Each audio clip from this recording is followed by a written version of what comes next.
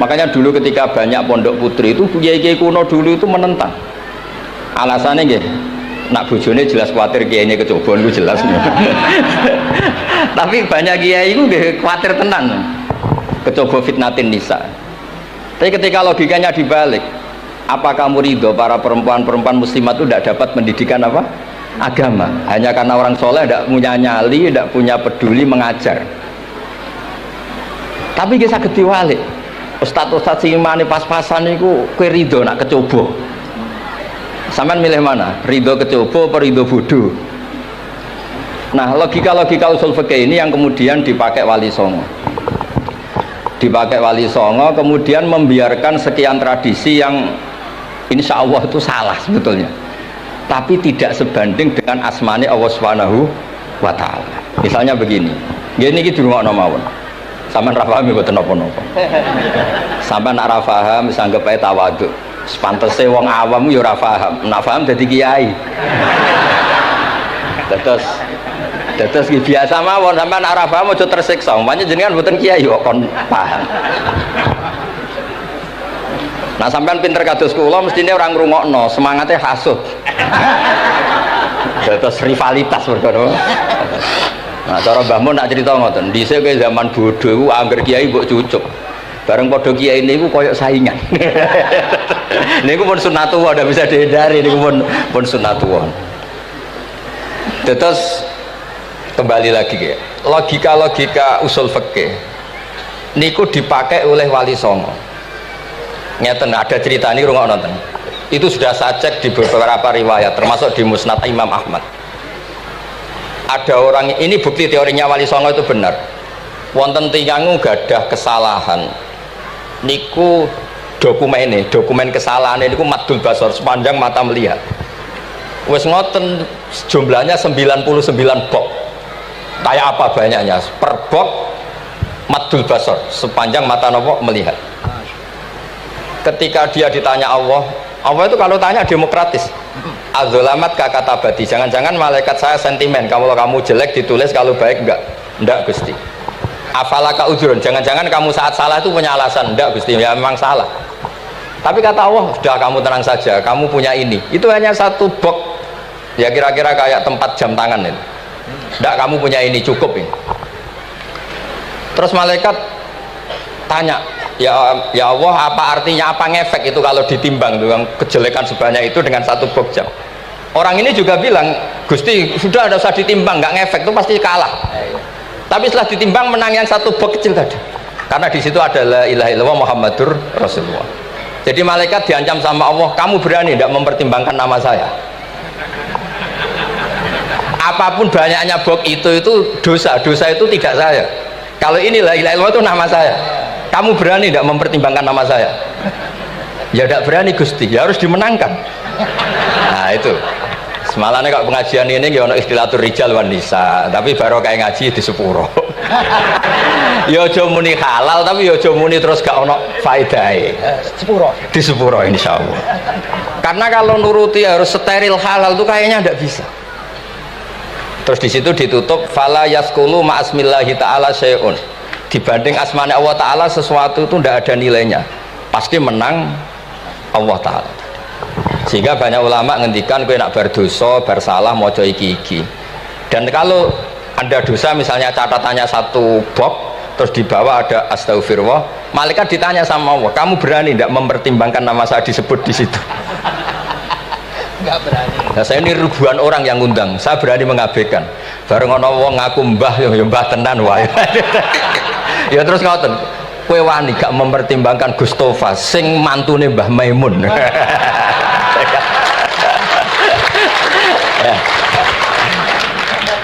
Semoga cara pandang malaikat nanti seperti itu.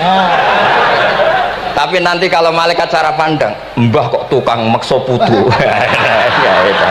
Ya, itu mbah model opo. Nah saya ini sudah ngalah satu kali. Berikutnya logika kedua yang insya Allah terbangun di kalangan malaikat, yaitu mbah ora oleh maksa napa putu. Ning dinggon mbah yang baik putune dolanan di barno. Ini ora putu lagi asik-asik dolanan. Rene kon nyapu.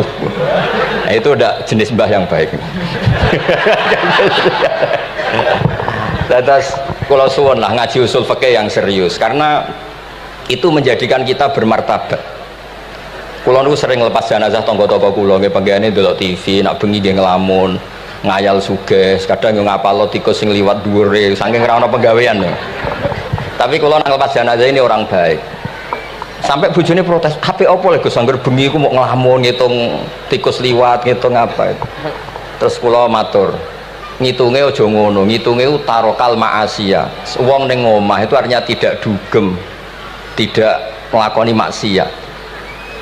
Itulah yang menjadikan usul fikih itu ilmu yang sangat terhormat. Coba kalau Anda jadi pakar usul fikih kayak saya, mengkaji betul usul fikih. Orang tidur semalaman jangan bahasakan tarokat tahajud, wa tarokal witro, wa taroka qiyamal lail. Tapi bahasakan taroka zina, wa tarokal ghibah, wa taroka kadza wa kadza minal ma'asi. Keren buatan? Keren. Kalau kamu udah ahli usul fikih, maka kiai kok amen turu, kiai kok guyon suwengi. Lu kiai guyon suwengi itu melawan, kiai itu ustaz juga manusia, karena bengi ku ya kepen nonton, tapi kan buatan pantes. Akhirnya korbannya santri ini dijak guyon gak jelas. Lah apel ning rondo ya ora pantes. Ngelawan nafsu itu berat, caranya ya dilalek-lalekno guyon niku. Lah muga-muga malaikat kabeh ahli usul fikih nganggep ngono iku perlawanan terhadap keinginan umat maksiat. Malaikat ngaji ora. Makanya itu disebut di kitab usul fikih tentang usul itu izma min mubahin illa wa yatahaqqaqu bihi tarku haramim ma. Fa yalzamu minas sukun tarkul qatli wa minas sukut tarkul ghibah. Tidak ada sesuatu yang mubah kecuali saat Anda lakukan, saat itu juga Anda meninggalkan keharaman. Maka sebetulnya mubah ini punya nilai yang luar biasa, yaitu tarkul haram atau tarkul ma'asi. Jadi sawangane sampean nang omah kukar kukur, mlebu metu, kukar kukur meneh, mlebu metu, bariku turu angop ngorok. Nah, semoga malaikat ini al-usuli sehingga ngitung itu hadza tarokal ma'asiya kullaha. Hebat ini orang yang tinggal napa? Maksiat. Kayak nak malaikat itu jenis rada ekstrim. Alumni kempek suwengi ra tahajud ora witir ku alumni opo? Mulane kalau niku ngaji usul fikih terus supaya diperdengarkan ke malaikat. Supaya teorinya pakai usul napa? Fikih. Jadi kalau melihat kita melakukan mubah niku dihitung tarkul napa? Maas. Nah, ini pentingnya ngaji. Kula nate ditanya sama seorang dosen, Gus, masa iya Quran yang katanya mutu semutu-mutunya kemudian ada ayat kulu washrobu, mosok urusan mangan gak usah disuruh orang juga makan, terus kualitasnya kulu washrobu itu di mana? Terus kalau jawab, terus sorokan yang penting wopo rapat utawa seminar. Ndak ada rapat, ndak ada seminar itu kamu ndak mati, tapi kalau nggak makan itu mati. Penting mana? Ya penting makan. Lah iya, jadi orang itu lupa kalau sesuatu yang seserius itu karena menjaga nyawa, yaitu makan. Terus karena makan tuh hal yang murah dianggap biasa, itu bahaya. Sehingga sebetulnya yang kita bisa jadi wali lewat hal-hal keseharian tidak bisa jadi wali karena tadi. Saya punya hadis, ini mudah sekali untuk Anda jadi wali. Bahkan di atas wali lah. Inna woha ta'ala layar do anil abdi, pakai inna masih pakai lam taukid. Inna woha layar do anil abdi ayakulal aklata fayahmadahu alaiha aw yasroba syarba fayahmadahu alaiha. Allah itu sangat ridho ada orang makan satu asupan kemudian dia muji Allah. Loh, orang tidak punya alpat itu tidak mati, tidak punya tanah ribuan hektar itu tidak mati, tapi kalau nggak makan sesuap nasi mati. Penting mana? Penting makan. Tapi gara-gara kamu tamak untuk syukur nunggu punya alpat, untuk syukur nunggu punya tanah banyak, Anda ini bodoh. Mau syukur saja syaratnya kok banyak. Jadi sebetulnya kalau kita mau jadi wali itu cukup setiap makan itu kamu syukur. Fayahmadahu alaiha aw yasroba syarba fayahmadahu alaiha. Makanya wali-wali dulu kalau didik raja yang sedang berkuasa itu ditanya, kamu raja besar, punya pengaruh besar, andaikan kamu di padang pasir dan kemudian Anda tidak mendapatkan air sama sekali, apakah kamu menggantikan kerajaan kamu demi beli satu seteguk air? Iya akan saya beli karena saya kalau tidak minum mati. La tafrah bimulkin la yusawi jar'atamain. Kamu jangan bangga dengan sistem kekuasaan yang tidak senilai dengan seteguk air. Orang nggak jadi raja itu nggak mati, tapi kalau nggak minum mati. Terus akhirnya dosen itu tahu, wah berarti kulu wasrobu itu luar biasa Gus, sangat luar biasa. Makan dan minum itu luar biasa. Makanya terus adat kiai mertamu mangan. Kalau tadi baru datang kon mangan, di sini ya ada mangan. Ya saya anggap baik itu proses jadi wali ngoten Pak. Jadi segampang itu jadi wali. Nah, kemudian gara-gara torekoh terus jadi wali ku repot kon maca 10.000 wiridan kon opo. Kesuwen nih cara-cara kesuwen. Karena ini partai gak torekoh tadi. Dulu abahnya Mbah Maimun Mbah Zubair itu kalau disuruh wiridan lama-lama itu nggak mau. Sementing diridani pangeran, maca kok akeh-akeh. Nah, itu partainya partai ahlul ilmi. Ya partainya partai ahlul apa? Ilmi. Nah kemudian karena saya ini nekuni tafsir ya, itu saya kepengen ya menggerakkan supaya ilmu Quran itu menarik. Caranya apa? Cari sisi ekstrimnya. Kalau bolak-balik, kenapa sih orang nggak janggal? Nggak janggal itu udah iskal. Quran itu kan kalamullah. Salah lagi Quran itu kalamullah. Masa iya Allah yang Tuhan kemudian ngendikan iya kana budu wa iya kanas tai. Kepadamu aku menyembah. Masa Allah ngendikan gitu pada kekasihnya Nabi Muhammad? Padahal Allah itu al-ma'bud bukan abid. Allah yang disembah bukan yang menyembah. Semua ahli tafsir, saya bukan bilang sebagian, semua ahli tafsir pasti ngendikan begini. Wa yuqaddaru qabla qaulihi ta'ala iyyaka na'budu qulu. Sebelum iyyaka na'budu itu ada kata yang disimpan yaitu qulu. Jadi iyyaka na'budu itu betul ngendikane Allah, cuma sudah dikasihkan Jibril kepada umatnya Rasulullah. Jadi Jibril bilang gini ke Rasulullah Muhammad, Muhammad kul iyyaka na'budu. Kemudian Nabi juga bilang ke umatnya qulu iyyaka na'budu. Jadi ini kalamullah yang sudah milik kita. Nah berhubung milik kita, kita sah mengatakan iyyaka na'budu. Karena kalau tidak janggal, masa iya Allah berdoa ihdinas siratal mustaqim, tunjukkan kami jalan yang benar.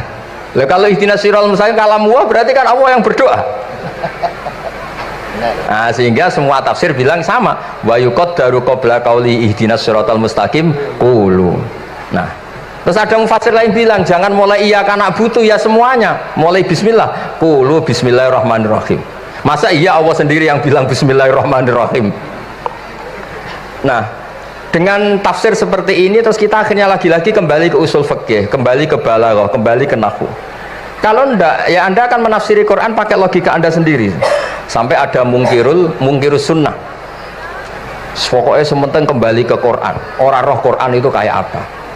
Saya kemarin ngaji di Sedan di daerah saya bilang, Sayyidina Umar itu Islam sebelum minta hidayat. Khalid bin Walid ya Islam sebelumnya ya tidak minta hidayat. Nah itu kan janggal. Padahal katanya Quran itu hudal lil muttaqin, petunjuk bagi mereka yang takwa. Padahal tidak ada sabkut takwa untuk Umar. Umar tidak pernah takwa, tapi nyatanya Islam. Bahkan dia masuk ke rumahnya Zaid bin Arqam itu mau bunuh Nabi, mau nyari Nabi, bukan mau Islam. Tapi ketika dengar iparnya membaca Toha ma anzalna alikal Qur'ana litasqa, kemudian dia masuk Islam. Lalu gimana tentang hudalil muttaqin, petunjuk bagi mereka yang takwa? Banyak ulama yang mengatakan lil muttaqin itu balaghahnya lil iktifa, lil muttaqina wa ghairihim. Jadi Quran itu petunjuk bagi yang takwa dan yang tidak takwa. Dan itu di bahasa Arab sah. Di bahasa Arab sah. Misalnya gini ya, kalau sampean punya ponakan dolan, cong-cong nang mangan. Ya maksudnya ya mangan mbek ngombe, mangan tok seretan mati kan. Itu kan satu paket. Sarobila taqikumul harra wal barda. Pakaian yang melindungi dari panas. Di situ gak disebut wal barda, tapi artinya juga wal barda. Karena kalau tidak diartikan lil iktifa, nanti Quran itu memberi petunjuk bagi yang sudah muttaqin. Corong doang nguyai segoro, wis takwa kok.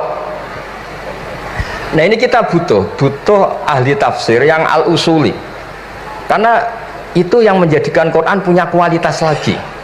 Seolah lagi punya kualitas lagi. Kalau ndak, Quran tuh kayak biasa-biasa saja, kayak tadi kulu wasrobu kayak dan seterusnya dan seterusnya. Jadi kalau suwun barokahnya hormat sama orang alim kados Ki Akil, Ki Siras dan tenaga keluarga mriki. Orang menghidupkan logika ilmu lagi. Jadi kalau seneng lah, di dalam Gusmus ahli ilmu buatan krono niat fakir buatan. Biar sampean ngerti lah, kalau ngadepi ahlul ilmi itu pun buatan level. Ahlul ilmi itu kalau punya logika itu tidak bisa dibantah. Saya beri contoh sekian contoh yang nyata yang diajarkan Rasulullah SAW. Nabi itu pernah mau dipermalukan orang karena Nabi ngendikan la adwa wala tiarata, tidak ada penyakit menular. Terus ada orang iseng kok onta yang kena gudisen itu dijejerkan yang waras ikut kena gudisen. Terus orang ini tanya, ya Rasulullah ini tadi sehat tapi kena onta yang gudisen ikut gudisen. Nabi tanya lagi, faman adal awal, yang kudisen pertama ketularan siapa? Wah itu dari Allah ya, maksud saya seperti itu. Jadi ada terus orang-orang kafir itu cara berpikir aja alal alihata ilaha wahida inna hadalah syai'un ujab. Muhammad ya tentu mereka masih jangkar, Muhammad problem kita ini banyak, kalau Tuhannya satu tidak cukup. Ada problem kredit macet, ada problem macam-macam kan, utang piutang macam-macam. Kalau Tuhannya satu tidak cukup. Kita butuh Tuhan banyak karena problem kita banyak. Lalu Nabi mengajarkan mereka apa logika yang dibangun. Kalau kamu jadi buruh, kemudian majikan kamu banyak, semuanya merintahkan kamu, kamu bingung nggak? Ya bingung. Tuhan kamu itu majikan kamu, kalau banyak-banyak perintah semua kamu yang bingung. Ya sudah mat, Tuhannya satu saja. Itu disebut wadorobawa rasulan dorobawa masalah rojulan fihi syuraka umutasakisuna warojulan salamal lirojul. Nah sekarang itu kita ini mulai kehilangan fatonahnya Rasulullah SAW. Nabi dulu itu kalau nerangkan ilmu itu logikanya gampang sekali, logika yang dibangun tuh gampang sekali. Ada orang cerita, ya Rasulullah saya ini ada sekian anak saya, yang paling saya cintai satu, apa saya boleh melebihkan yang paling saya sayangi dalam pemberian? Nabi jawabannya itu tidak langsung jangan enggak. Apakah kamu berharap bahwa mereka semuanya baik ke kamu? Iya semuanya saya ingin baik ke saya. Ya kalau gitu jangan gitu. Kan tidak fair kita mengunggulkan yang satu, melebihkan yang satu, sementara kita berharap semuanya baik. Itu tidak fair kata Nabi. Jadi dulu Nabi itu terus ini yang cerita fikih. Dulu Ahlul Madinah itu mangga itu masih pentil sudah dijual. Pentil dijual harganya 2 juta. Masa iya pentil harganya 2 juta? Karena dengan asumsi sudah jadi mangga. Tapi ketika Nabi datang di Madinah dan penduduk Madinah itu abkhosna sikailan, orang paling buruk dalam timbangan, dalam jual beli, Nabi cara ngendikannya itu unik. Ara'aitum law anna waha yamna'us samra fabima yastakhillu ahadukum mala akhi. Kalau pentil ini ternyata kena angin terus kemudian tidak jadi buah, lalu kamu nerima uang 2 juta itu atas nama apa? Atas nama beli pelem, nyatanya belum jadi mangga. Mosok kalau pentil seharga 2 juta. Semenjak itu terus Ahlul Madinah sadar kalau jual buah itu nunggu ba'da buduwi solahiyah, setelah samroh ini berbentuk. Tapi Nabi tetap ngendikannya pakai logika. Nah sekarang banyak kiai yang sidik-sidik neraka, sebenarnya Nabi itu ngajari logika. Ada pemuda dia itu hipersek, mau masuk Islam tapi tetap boleh bebas. Saya ini ingin Islam tapi jangan larang seks bebas. Wah itu sahabat semuanya melarang ketemu Nabi karena ini ngawur betul, masa pamit Islam kok. Tapi setelah gaduh, Nabi tanya, kenapa gaduh? Ada pemuda mau masuk Islam tapi yasta'izinu fi zina, dia minta izin supaya tetap boleh zina. Kata Nabi, suruh ke sini. Setelah datang di depan Rasulullah, logika yang dibangun Nabi itu luar biasa. Atuhibbuhu li bintik, kamu suka punya anak putri kemudian jadi demenannya orang laki-laki hidung belang? Ya enggak, saya bunuh orang itu. Andaikan itu ke ibu kamu, saya bunuh orang itu. Atuhibbuhu li bintik, atuhibbuhu li ummik, atuhibbuhu li ukhtik, atuhibbuhu li kholatik. Kamu suka punya anak putri yang jadi demenannya orang? Ya tidak suka ya Rasulullah. Kamu suka kalau punya ibu didemeni orang banyak? Ya tidak suka Nabi. Sampai otaknya itu yastakbihu zina, sehingga otaknya itu wah zina itu buruk betul. Akhirnya ya Rasulullah sudah, saya mau se-Islam tanpa zina-zina. Karena logika yang dibangun Nabi itu luar biasa. Nabi pertama mengingatkan atuhibbuhu li bintik, atuhibbuhu li ummik, atuhibbuhu li ukhtik, atuhibbuhu li kholatik. Sampai dia ini nggak bisa apa-apa. Sudah Nabi, sudah. Jadi logika ini yang harus kita waris. Lagi-lagi kembali yang bisa waris itu ahlul ilm. Sama itu kan kayak diskusinya Nabi Yahya dan Nabi Isa. Nabi Yahya itu suka berkawan orang-orang soleh. Setiap berkunjung di mana itu nyari yang orang-orang soleh. Ditanya kenapa kamu berkawan orang soleh? Ya berkawan orang soleh itu asik. Tapi kalau Nabi Isa enggak. Kalau ada desa-desa yang masih hitam, masih merah itu dikunjungi, kemudian dibina. Ditanya sama Nabi Yahya, lima anda tanzilu ala syirarin nas, kok kamu kumpul orang-orang yang kayak gitu? Jawabnya beliau, innama ana tabibun udawil mardo. Di mana-mana Nabi itu ya dokter, di mana-mana dokter nyembuhkan yang sakit. Jadi dulu logika kebalikan itu dibangun, sehingga dulu ulama khilaf itu ikhtilaful a'immah apa? Rahmah. Masyhur itu. Saya sering cerita dan itu ada di kitab Khilyatul Auliya. Nabi Yahya itu lebih ceria. Nabi Isa itu agak sering cemburut. Atau kebalikannya, pokoknya yang satu tuh mali aro ka'abisan ka'anna kataknatu min rahmatillah. Kamu kok sering cemburut, seakan-akan rahmat Allah itu terbatas. Wong kok ora iso syukur. Yang satu gojlok mali aro ka dohikan ka'anna katakmanu min makrillah. Kowe kok guya-guyu, kok is bebas kon rokok ae gitu. Nah, sehingga ya itu tadi sudut pandang.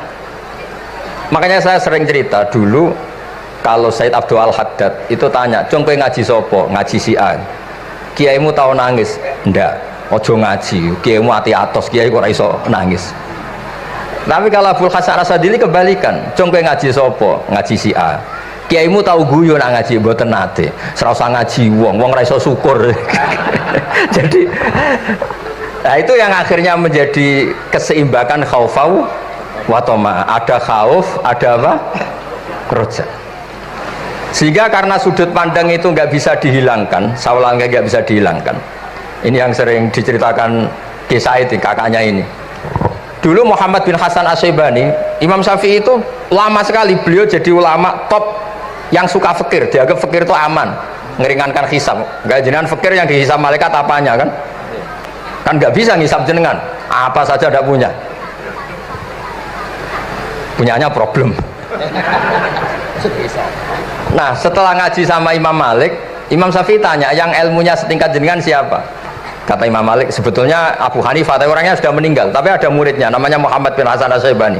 Kamu ke sana dari Madinah ke Irak, dulu tempatnya di Baghdad. Setelah di Irak, Muhammad bin Hasan Asy-Syaibani itu kalau ngitung uang tuh di meja, emasnya tuh banyak, uangnya banyak, dia hitung di meja, malah kaget. Saya ini gedeng kiai, kedunyan, ini ketemu kiai, kedunyan. Ya karena Muhammad bin Hasan Asy-Syaibani itu wali, kamu tanya, kamu heran ya ada kiai kaya? Iya. Ya sudah, kekayaan ini kasihkan orang fasik, biar dipakai demenan, dipakai mabuk, dipakai ini. Terus, ya jangan, kalau kena orang fasik bahaya, jenengan saja. Semenjak itu Imam Syafi'i mulai rodok seneng duit. Jadi ada ceritanya soalnya kok diangen-angen, nah, terus keterusan umatnya kayak gini-gini itu. Jadi ini cerita nopo istihad, apa cerita nopo istihad. Sama pangkat juga sama. Gue seneng nak orang soleh-soleh tidak ikut ngurus negara ini, mau dikemanakan negara ini.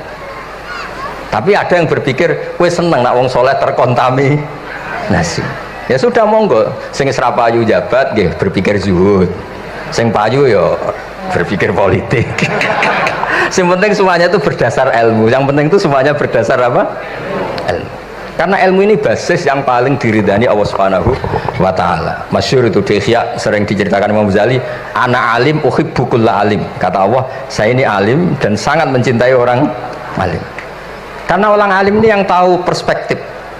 Orang yang ngiranya, saya ulang lagi, yang ngiranya itu enggak ilmiah. Di depan orang alim itu sangat-sangat apa? Ilmiah. Yaitu tadi misalnya ada ayat wa min ayatihi manamukum billaili wan nahar. Masa iya tidur yang ngorok semua turunnya secara jelas kok jadi wa min ayatihi. Tanyakan ahli medis, sistem tubuh kita kalau enggak tidur itu kayak apa rusaknya? Dan toat pas-pasan ngene iki satu-satunya solusi yo turu. Bengi ngempet kepen delok dangdut, delok dugem. Bareng turu jebule esuk wis bar, alhamdulillah. Cara melek iman kamu seberapa? Tarikan-tarikan maksiat posisi kamu terjaga bisa kalah kan? Tapi kalau tidur Sukses kan tarkul maksinya. Nah, karena tidur itu sukses menghilangkan maksiat disebut wa min ayatihi manamukum billaili wan nahar. Sampai Imam Ghazali ngendikan di makalah itu, sehingga nanti ibadahnya umat ini di akhir zaman an-naumu, ibadah terbaiknya itu tidur. Nah niku mulane maksud kula ngeten lho. Sampeyan anut jalur wong alim dia turu ya ibadah, tengok-tengok ya ibadah, jagongan nggih ibadah, gojol-gojolokan ambek kanca nggih napa? Ibadah. Karena ini semuanya kul bi fadlillah bi rahmati fa bidzalika napa? Falyafrahu. Tapi kalau kamu tidak punya basis ilmu, adanya suudzon. Kiai kok jagongan guyon sewengi kiai opo? Kiai kok turu sewengi ku kiai. Karena basisnya ada ilmu. Padahal jelas ketika Rasulullah bikin urutan kebaikan, pertama Nabi ngendikan kamu menolong orang. Jika tidak bisa, terakhir Nabi ngendikan takufu syarraka anin nas fa innaha sadaqatun minka ala nafsik. Tadi beliau juga cerita di nasihat Imam Mun, idza lam tuhsin fala tusi. Kalau tidak bisa berbuat baik, setidaknya kamu tidak berbuat jelek sama orang lain. Dan potongan ini paling gampang apa?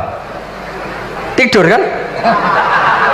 Wis sampean nak turu wis ra zina, ra maling, ra ngrasani wong wis ora tusik. Nah, dengan konstruksi usul fikih seperti itu kamu tahu kualitas ayat wa min ayatihi manamukum billaili wan nahar. Ya sama, ternyata makan itu yang menjaga nyawa, ternyata makan itu yang menjadikan syukur. Kalau kamu nggak percaya puasa, sama nak poso gedang goreng mewah. Gedang goreng itu mewah, air satu teguk itu mewah. Makanya kalau lama dulu ada santri kepengen mangan enak, ya saya ingin mangan enak gini-gini, caranya gimana? Itu rumusnya ada sate, ada mie ayam. Idamuhu alju. Kalau kamu ingin enak, lauknya itu lapar. Ya kalau puasa itu semuanya kan enak. Nah itu lagi-lagi basisnya itu ilmu. Nah sekarang banyak orang yang sudah tidak peduli dengan ilmu, kayak ijazah dilakoni kan. Jadi kayak wiridan la ilaha illallah itu sebetulnya harus dibarengi dengan ilmu. Ini yang terakhir supaya nggak lama-lama. La ilaha illallah itu basisnya ilmu. Surga yang begitu mewah itu dibikin juga bagi yang melafadzkan la ilaha illallah. Neraka yang begitu ekstrim, sampai kalau benda dijatuhkan dari atas ke neraka itu sampai bawah nunggu 70 tahun. Bisa kamu bayangkan kalau kamu di dalam, naiknya susah itu. Ini dijatuhkan ke neraka itu sampai bawah nunggu berapa? 70 tahun. Loh, neraka sebegitu ekstrim itu dibikin untuk yang menolak la ilaha illallah. Berarti kalimat ini kalimat spesial. Kalimat yang neraka dibikin ya atas nama itu yang menolak, surga dibikin juga atas nama itu yang menerima. Itu satu saktinya la ilaha illallah. Sakti kedua, orang kafir 70 tahun ngelafatkan la ilaha illallah sekali langsung dihukumi mukmin. Yughfar lahum ma qad salah. Qul lil ladzina kafaru iyantahu yughfar lahum ma qad salah. Orang yang melafatkan la ilaha illallah Muhammadur Rasulullah itu dosa 70 tahun kafir itu hilang semua. Tapi gara-gara ada ilmu terus diumumkan tahlil dening Kiai Haji Niam mesti sing guri, wah sawi gue mesti guri. Padahal kalau kamu tahu ilmunya tadi, ini kalimat yang luar biasa, kalimat yang bisa melebur dosa. Bahkan dalam madzhab Sadiliyah itu unik. Kalau kamu wiridan la ilaha illallah itu jangan istighfar dulu, istighfarnya belakangan. Alasannya Abdul Hasan As-Sadili itu fa'lam annahu la ilaha illallah wastaghfir li dzambik li hadhil kalimah. Orang kafir 70 tahun dia istighfar 100 kali nggak akan dimaafkan Allah, tapi ngelafatkan la ilaha illallah langsung dimaafkan. Jadi orang bisa dimaafkan tuh barokahnya la ilaha illallah.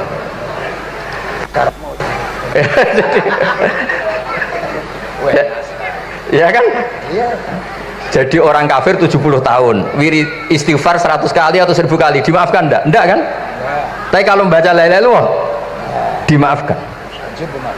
Jadi istighfar tuh ngefek positif itu kalau dibarengi la ilaha illallah. Makanya wastaghfir li dzambika ay bihadil kalimah. Kamu boleh istighfar berdasar hadhil kalimah, berdasar la ilaha illallah. Tapi terus kemudian ya thariqah itu banyak, itu urusan rasa.